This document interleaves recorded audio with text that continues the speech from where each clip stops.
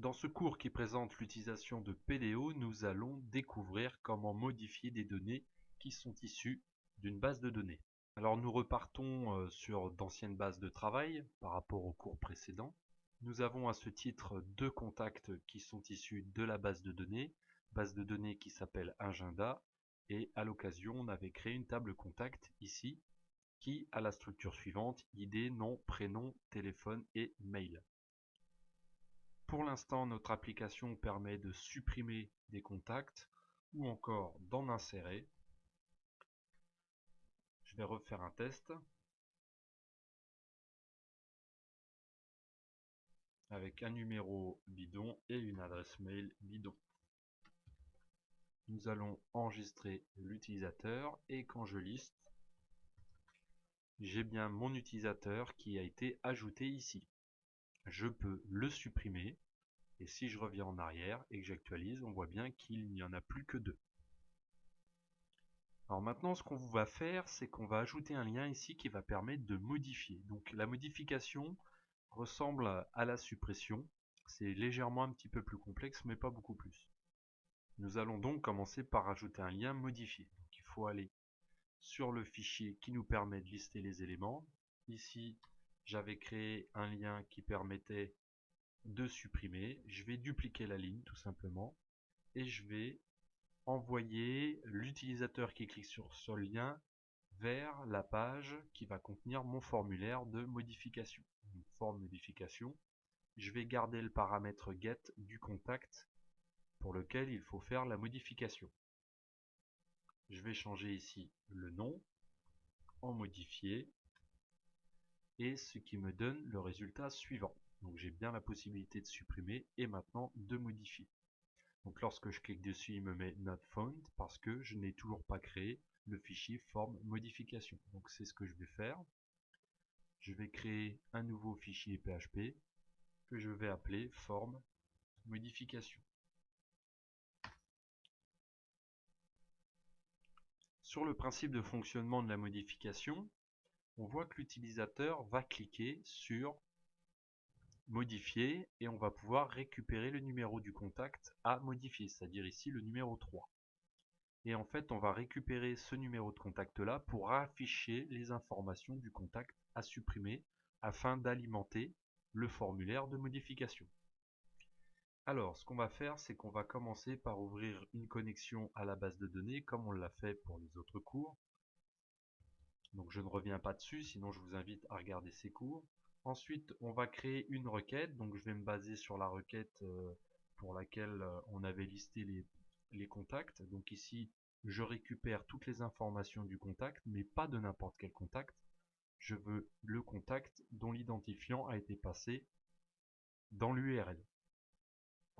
Alors pour cela, il va falloir lier le paramètre num à une valeur. Donc c'est ce que je vais faire avec cette ligne. Ici, je relie bien le paramètre num à la valeur num contact qui a été passée dans l'URL ici avec la valeur 3. Et ensuite, j'indique bien que cette valeur est de type entière. Puisque nous avons lié maintenant notre paramètre, il ne reste plus qu'à exécuter la requête. Une fois que nous avons exécuté cette requête, il ne nous reste plus qu'à récupérer le résultat. Alors pour récupérer le résultat, on va faire contact. Donc on va stocker notre contact dans la variable contact. Toujours avec l'objet PDOState, on va mobiliser la méthode fetch. Maintenant, $contact contient l'élément contact à modifier. Si je fais un var_dump de $contact et que j'actualise, on va voir que j'ai bien les informations du contact à modifier. Donc puisque j'ai maintenant terminé mon traitement SQL, je vais pouvoir afficher un formulaire qui va me permettre de modifier les informations. Donc pour cela, je le fais dans du HTML puisqu'il va falloir rendre des informations au navigateur. Ici, je vais marquer forme modification et puis je vais en profiter pour refaire un lien vers mon fichier CSS. Voilà, une fois que c'est fait, ici, on va réafficher un formulaire. Donc le formulaire, en fait, ça va être le même formulaire que pour l'insertion. Donc je me rends sur mon formulaire d'insertion et je vais pouvoir y prendre mon code. Donc c'était dans le fichier index.php. Donc je vais prendre ici, y compris le titre. Je fais un copier. Je vais dans mon formulaire de modification, je fais un coller. Et ici, je vais simplement changer le titre par modifier un contact. Alors si j'arrive ici, j'ai bien mon formulaire. Par contre, on n'a pas les valeurs dans les champs respectifs. Et c'est là que vous allez comprendre l'intérêt d'avoir récupéré dans la variable $contact les informations de notre contact. Alors pour écrire une valeur par défaut, c'est l'attribut value. Alors je vais le faire sur les 4 champs simultanément, donc first name, last name, phone, email. Donc je vais permettre, comme mon IDE me permet de faire une sélection multiple, je vais taper les choses en même temps. Donc je vais faire value égale. Ici, je veux afficher un élément issu de PHP. Donc j'utilise les balises adéquates.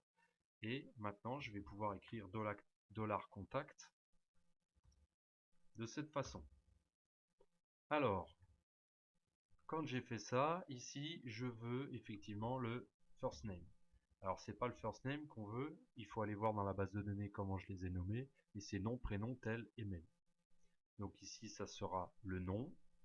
Ici, le prénom. Ici, le tel. Et enfin ici, le mail.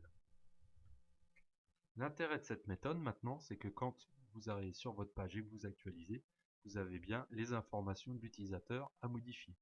Donc je vais revenir ici, je vais essayer celui-là, Henri Claude, j'ai bien ici les informations à modifier. Donc l'intérêt maintenant, c'est lorsque je vais cliquer sur enregistrer, et bien que les informations soient modifiées dans la base de données. Il ne doit pas y avoir de nouvelles insertions. Alors je vais en profiter pour modifier un petit peu le nom de mon bouton de cette façon. Il va donc falloir récupérer les données qui ont été saisies dans ce formulaire. Alors pour cela, je vais envoyer les données vers le fichier modifier.php que je vais créer pour l'occasion. Donc je vais créer un nouveau fichier modifier. Ensuite, je vais recommencer. Alors je vais ouvrir une connexion à la base de données. Ensuite, je vais préparer la requête. Alors là, comme c'est une mise à jour, ça va être une requête de type update. Donc je retrouve update de la table contact et je vais indiquer tous les champs que je souhaite mettre à jour, sauf l'identifiant, puisque le champ ID est auto-incrémenté et géré par le SGBDM. Donc on va réutiliser des paramètres nommés, mais on trouve bien les noms de colonne nom, prénom, tel et mail qui se situent dans la table contact.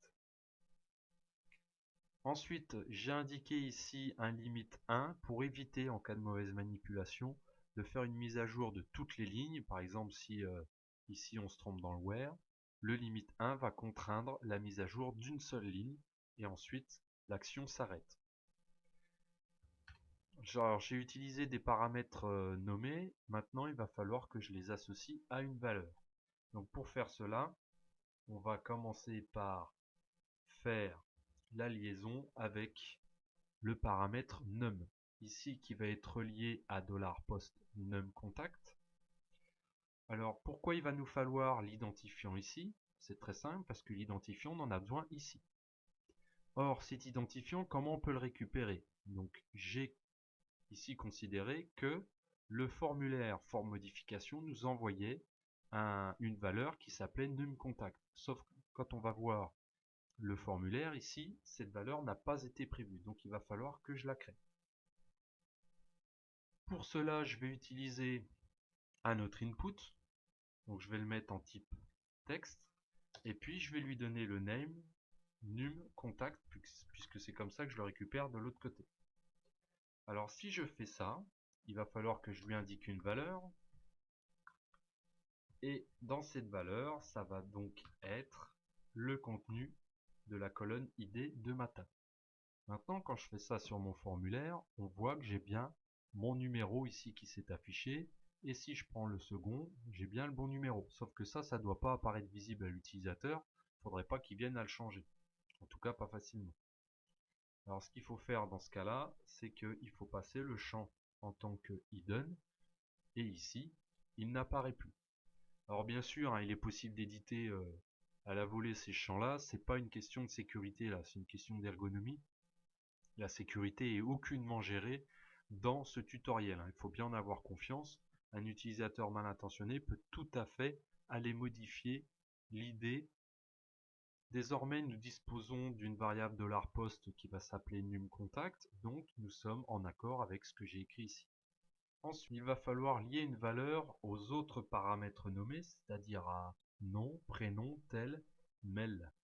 Donc, c'est ce que je fais toujours avec la méthode bindValue.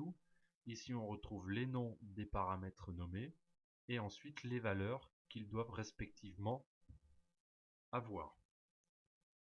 Puisque maintenant notre requête est prête, on va pouvoir l'exécuter avec la méthode execute. Je récupère le résultat qui est un booléen.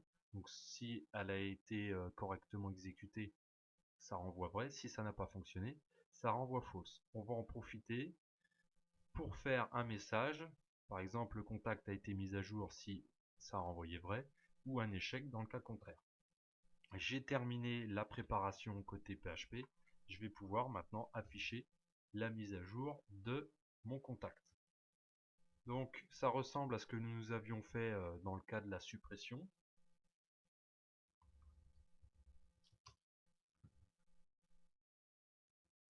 À savoir que on a un message à afficher. Donc je vais écrire résultat de la modification. Et ici, dans un paragraphe, je vais afficher le message que nous avons construit précédemment. Il ne nous reste plus qu'à essayer notre programme. J'ai Fabien, par exemple, je vais mettre des 5 au bout. Ici, je vais mettre des 6 au bout. Je fais enregistrer les modifications. On voit bien le contact a été mis à jour. Si je vais dans lister, j'ai bien ici Fabien qui a été mis à jour. Si je veux revenir à la normale, je fais ça. Je supprime là et je peux remettre les mises à jour. Donc ça serait plus pratique si j'avais fait un sommaire. Bon, je voulais pas complexifier ou rajouter des fichiers, mais maintenant tout fonctionne parfaitement. Vous savez désormais mettre à jour un enregistrement d'une base de données. Alors ça reste une méthode rapide, simple à mettre en œuvre. Par contre, elle n'est absolument pas orientée objet. Donc, je vous invite à voir les cours sur les managers dans la programmation orientée objet. Donc la playlist c'est PHP et la programmation orientée objet. Donc PHP POO. Et là, j'ai fait des cours qui parlent des managers et la gestion orientée objet des enregistrements dans la base de données. À bientôt!